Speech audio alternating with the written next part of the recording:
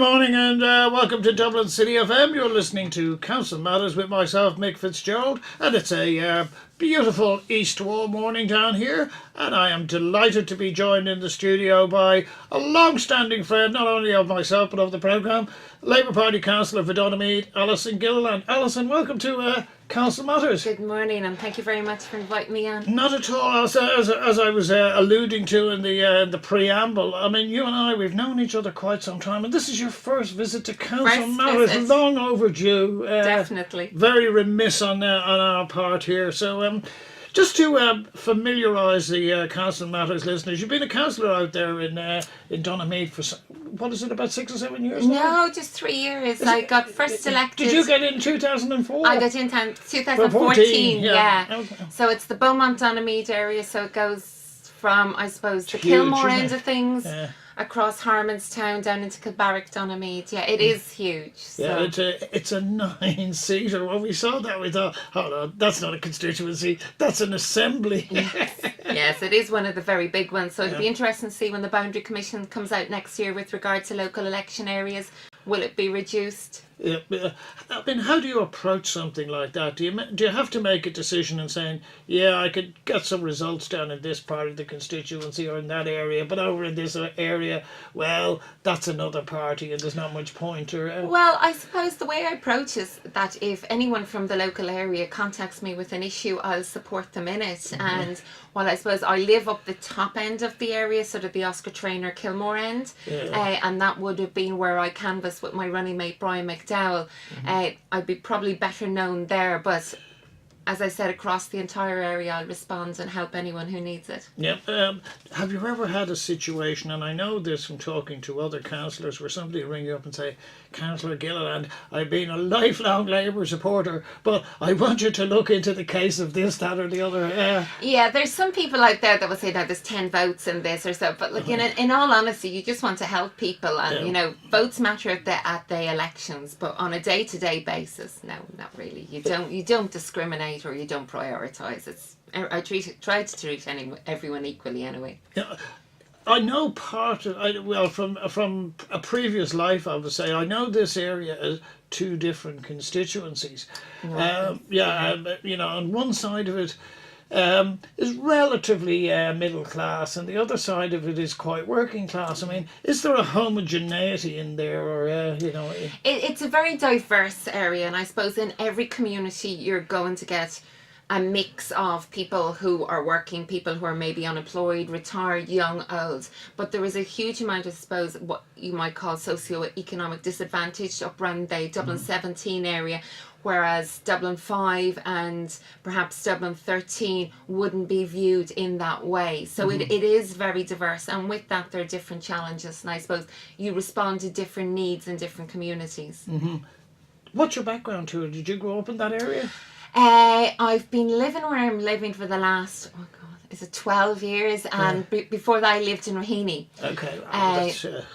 So I sort of crossed both, but I'm originally from Monaghan. Been in Dublin. I would not have been able to tell. No. I went to school in Dublin, when I was 16 many years ago. I was sent off to boarding school, an all-Irish school, because I wanted to be a teacher. What's Gililand Osquelga? Nick Gola Eloin. And it's Gillies of the land. It's Scottish, so it would have come over with the plantations, the labourers of the land. That's an interesting one, isn't it? I know.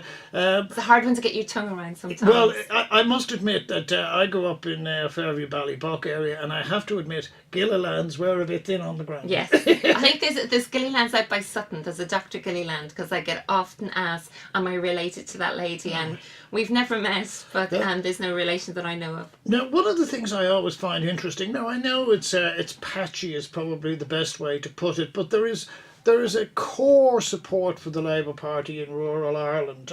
You know, the areas where Labour do well, they do well consistently over various elections, and I always attribute that not so much to individual candidates, but also almost to how would I put it, a belief in that sense of the word. Was your family originally a supporter of the Labour Party up there? No, I think my deceased father's probably still spinning in his grave that I am a member of the Labour Party. There would have been Fine Gael. Okay. Well, They were farmers, Yeah. so I suppose it's that That was- natural inclination to Fine Gael with many farming families. So they would not have used either the Labour Party or a trade union, because my day job as a trade Indeed. union official, with any sort of gravitas or love at all. yeah, did you grow up in an Ireland where it was essentially two parties, like I did, or Yeah. And I suppose in Monaghan Cavan they would have minimal Labour Party presence up there. It was very much Fine Gael, Fianna Fáil and of course Sinn Féin, given that we were so close to the border. So we would have had that triad Yeah. in Cavan, Monaghan. all right-wing parties. Yeah, no, it's as I say, from the time I've known, I always assumed that you'd been a councillor before the previous election. I thought you might have been co-opted in there at one stage, so forgive me if I'm wrong about that. But what attracted you to the Labour Party then? Because I've always seen you on the trade union side, the education side. What I will even go so far as to suggest the human rights side.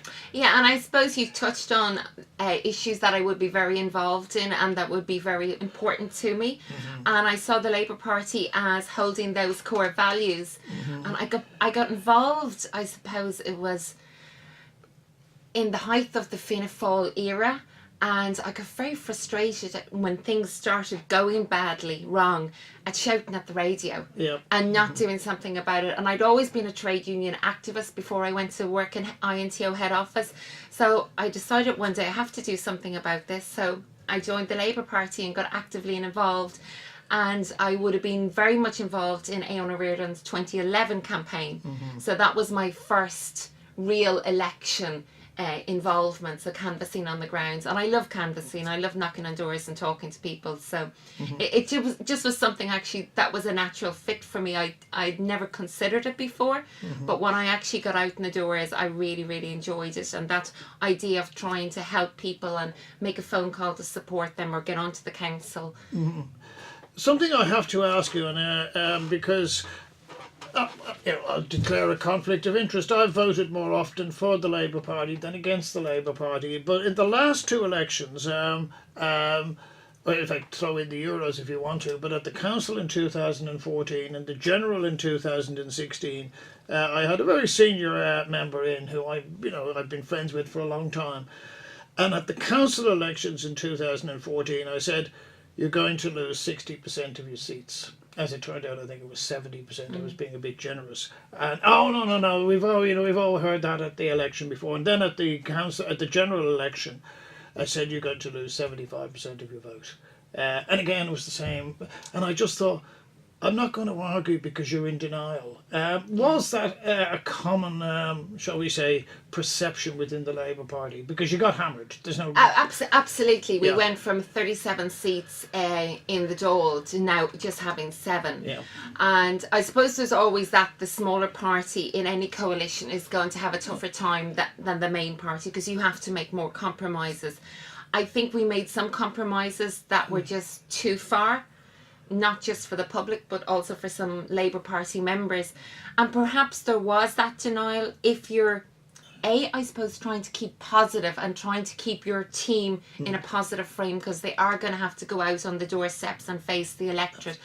But also it can be argued, and I think quite rightly, that Leinster House tends to be a bubble. Oh, yeah. And unless you are actively out on the doors and out in your constituency talking to people, and perhaps having a few critical friends that are outside the party looking in, and whose, I suppose, values and judgment that you trust and can take, it's sometimes it's not easy to hear those hard things being said to you, but you need to reflect more often. I think perhaps that's the lesson we've learned, that there are people we need to listen to and not just the people around us in that Leinster House bubble. If you could tell that to some of your friends in the Labour Party, because I got hammered by them over various things for just having the audacity to say the wrong thing. But just, I don't want to labour this point, sorry, the point. Fine. How do you feel that it broke down? Was it partly because of the candidates, or was it partly because of the platform that you ran on, or a record you ran on? I think there was a lot of kickback from the years in government whereby a lot of hard decisions had to be made. And I think in the run up to 2011, I don't think the public were as aware of how badly we were doing financially. Now, a few decisions had been made, like social partnership had broken down at that stage, and we had a pension levy introduced unilaterally on public servants and pay cuts. But the fact that that general election in February 2011, when they looked at the books and there was 6 months money left to pay our public servants, decisions had to be made. Now, I suppose Labour went into that 2011 election on a particular platform of spending cuts versus capital investment and public sector investment, and Fine Gael went in on the absolute opposite. So, and they would be more pro public sector pay cuts than obviously the Labour Party would. And there were compromises made. There were some good decisions made, but there were also some poor decisions made. And I think particularly in welfare, where you had the lone parents cut, the under 25s, the introduction of jobs path to a private sector company, that was not, they were not good decisions. And I think the public has perhaps a greater expectation of the Labour Party, and then the result of that in an election is almost a greater castigation of them for it. It's difficult ground to make back, though, isn't it? It's very difficult ground, but I think if you can cut through a lot of the noise, particularly a lot of the jumping up and down by people before profit, anti-austerity alliance, etc., there is a very populist line there that we can have everything and pay nothing for it. And I think the Labour Party are very, very pragmatic and do put forward some practical solutions. Sadly, it's a bit nerdy, you know, and you need to be really into it. Like, and I suppose I'm identifying with myself here because I do love detail and I do love policy, but it's not an easy sell in a soundbite. And perhaps that's where our communication strategy is lacking. But I think I've been out on the doors now for the last couple of months. I always canvass or knock in the summer because of the nice bright evenings. And I think the bitterness has gone away and people now are very willing to have a conversation. And just like that, we can talk easier now about what went wrong. And I suppose say sorry in a very personal capacity and what we're planning to do as we move on. Is that because water charges has been dealt with? I don't think they've been dealt with very well, to be perfectly honest. I think it's appalling. It was. And I think it was the straw that broke the camel's back. They were not well thought out, because that actually was the issue during the 2014 local elections. And they hadn't made a decision. And I actually, it was the first blog I ever wrote, because I was knocking on doors and there was an awful lot of older people. And they were just, they didn't know how much they were going to pay. We'd had property tax there and a fixed contributed pension income. And the fear, and I think that fear was unnecessarily whipped up by the other side looking for votes.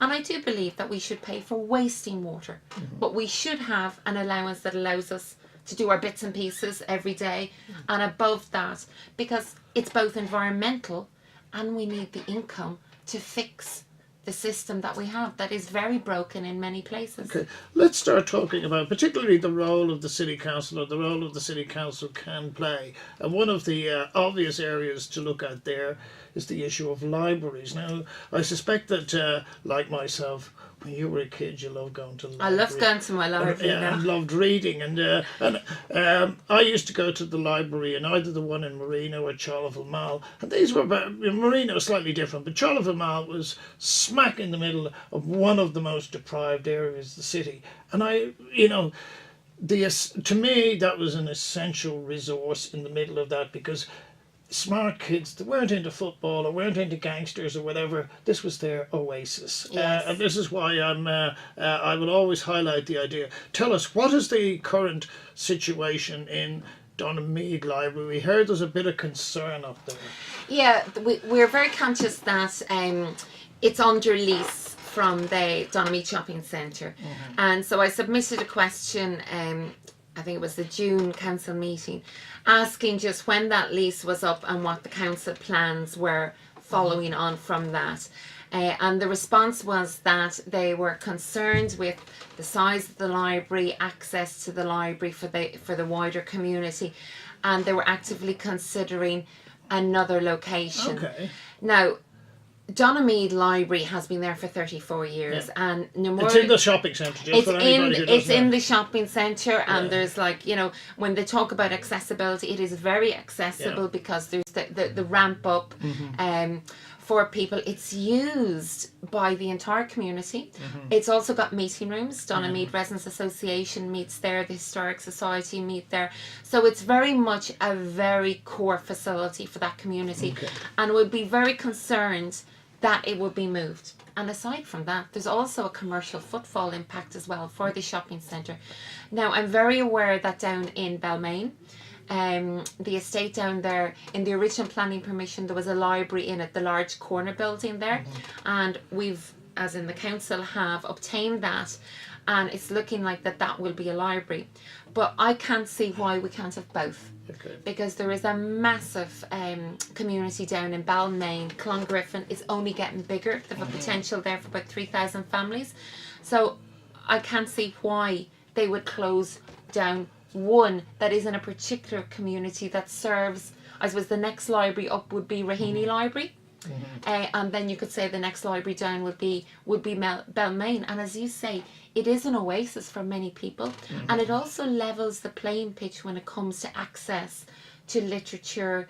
They also do computers and broadbands and all of that. So I'd be very concerned from that perspective that the community would lose that, and we intend fighting it. Maybe we could close. Of course, Dalkey Library would be in. That'd be in Dudley, wouldn't it? Well, I think, as you said, it is an oasis for everyone, and all ages use it, particularly for little kids. That it's an excursion. They get their weekly book, and it does encourage reading. And I know everyone says we've got iPads and tablets and all the rest, but I think that's sort of, there is a comfort in turning the page and absorbing yourself in a book. And libraries have evolved. They're more than just printed matter, because whenever I go out to South Dublin Council, I usually take a shortcut through the library to go into the council chamber, the council offices, and it is packed. It is absolutely packed. And I will say this clearly, it's usually new Irish, whether it's putting in CVs or even just writing to your mum. Yeah, they have a variety of facilities, and we have exhibitions. There's often an art exhibition there in Raheny Library. Cllr Library is the same. It's a meeting point for people, and it's a support point as well for them. And I would suspect if you did a cost-benefit analysis, that benefits would far outweigh the costs, and whatever the costs are. There's certain things that you can't put a value on or a cost on, and I think that's our difficulty when you do your typical income outcome benefit analysis. The value of having people having a space to meet, or an education area, or somewhere just to go for an hour or two, it's very difficult to say that costs X amount per person. Okay, let's move on a bit, and that's what we're talking about is housing, and the issue of housing that you were you wanted to raise. Before we talk about the detail, which I know you like, just something I was watching over the last couple of nights is a very interesting program on Channel 4 called The State, and it's about the Islamic Caliphate. But what has struck me is looking at that is, whether you're Muslim or whether you're an Irish Catholic, it's the role of the state in individuals' lives. Now, what's interesting about this programme is that the role of the state is almost 100%. The individual is nothing, and the state is absolutely everything, and the state takes its authority. Yeah. How do you feel we're getting? I mean, it seems to me here that if you go from one end of Dublin Bay north to, say, Clontarf, it'll see itself as a relatively self-reliant community in that sense of the word, that the state will not be the first port of call for any difficulty. The other bit is that if you go to another part, like, say, Darndale or somewhere like that, the state possibly is.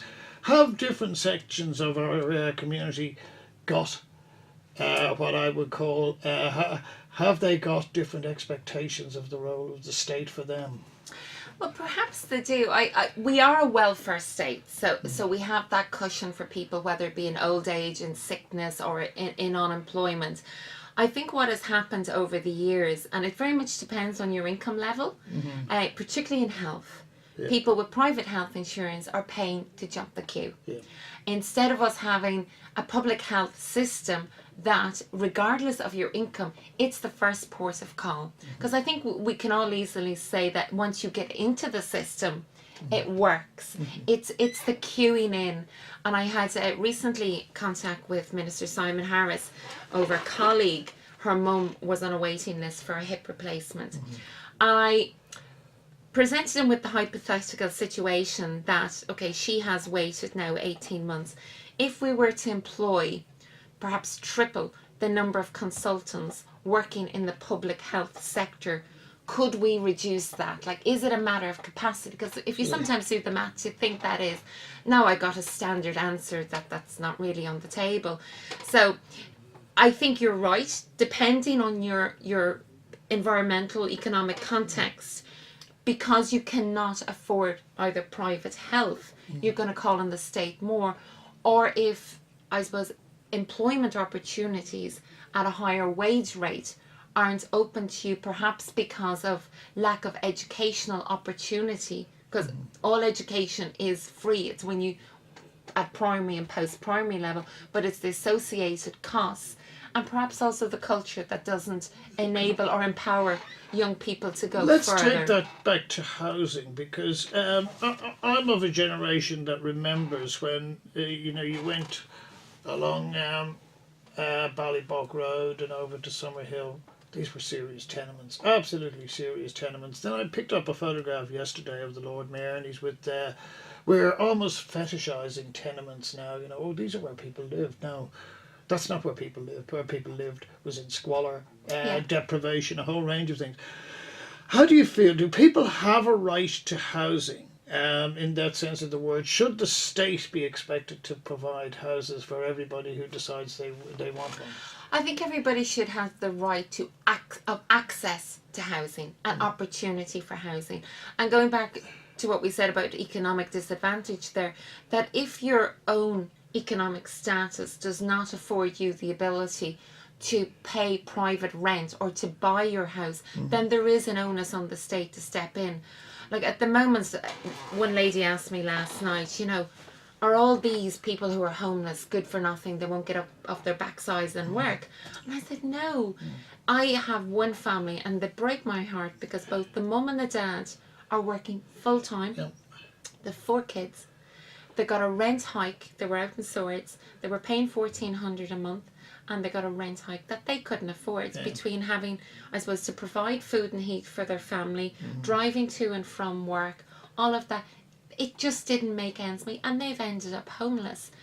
And I think it's a very complex issue, but it's not. It is around ability to afford, and I think that's where the state needs to step in. One of the things we haven't been doing is building houses, and now we're seeing the repercussions of that because it's supply.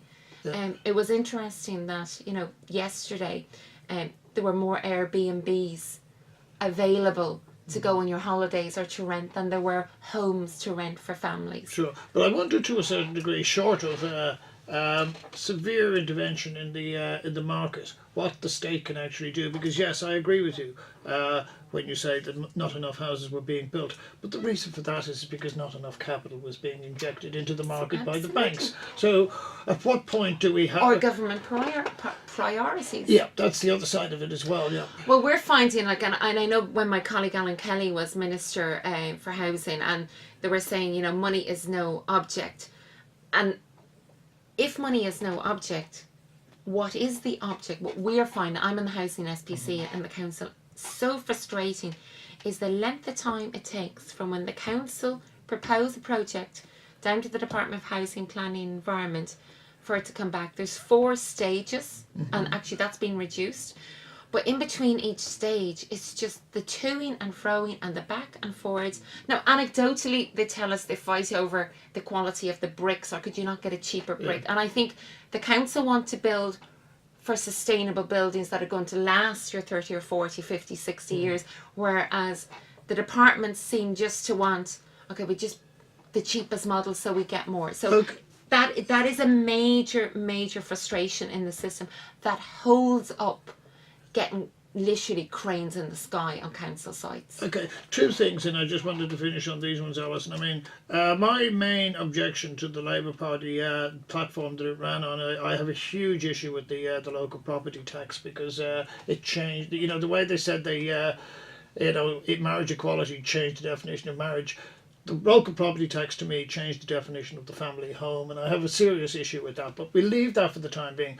I would have lived with that if the revenue was going in to use it to build houses, but it's not, and that's one of the problems. But the other side of the coin, about a year and a half ago, they had an exhibition up the top of the East Wall Road of, short-term housing or whatever it was. It was prefab the rapid build modular. And yes. I brought up an architect who's a city councillor and so on and so forth, and he thought this was great. But yet when it came to debate, suddenly we end up with ideological arguments about whether this is short-term or this or that or the other. And all I'm thinking is, if you're homeless, this is shelter. And isn't that part of the problem? Well, I think what was exhibited down down the road there were sort of bungalows and smaller ones. I think had they exhibited your ordinary semi-D, people would have got a better experience of it. Now, we've actually used those. We've 33 up in Poppintree, and there's an estate going in Belcamp. They actually look and feel exactly like it. Rapid is what we wanted. Yeah. Now, what is coming up is actually getting the services in, is slowing things down. The capacity of the rapid build market is another slowing down, that there weren't enough companies out there to do it. But I think we've learned a lot from the initial one that we planned up in Ballymun that opened, I think it broke soil 3 years ago now this December. And most of the ones that we're planning in this local area will use that rapid build technology with the view of getting them up as quickly as possible, but also them being sustainable and well built. Yeah. Alison, just very, very quickly, we could talk about this all day, but you've got some good news for the parents out there at the Dollymount Interpretive Centre. Yeah, the North Bull Interpretive Centre. There's a fantastic event. It's part of Heritage Week on this Saturday. It's from 10:30 down there. It's an all day until 4:30 for the kids, and it's exploring the biodiversity down in that local area, and it's very hands-on, and the kids will absolutely love it. Alison, no booking fee, just turn up, be there. Always a delight, Alison. We'll have to get you back soon. Thanks very much. Thank you.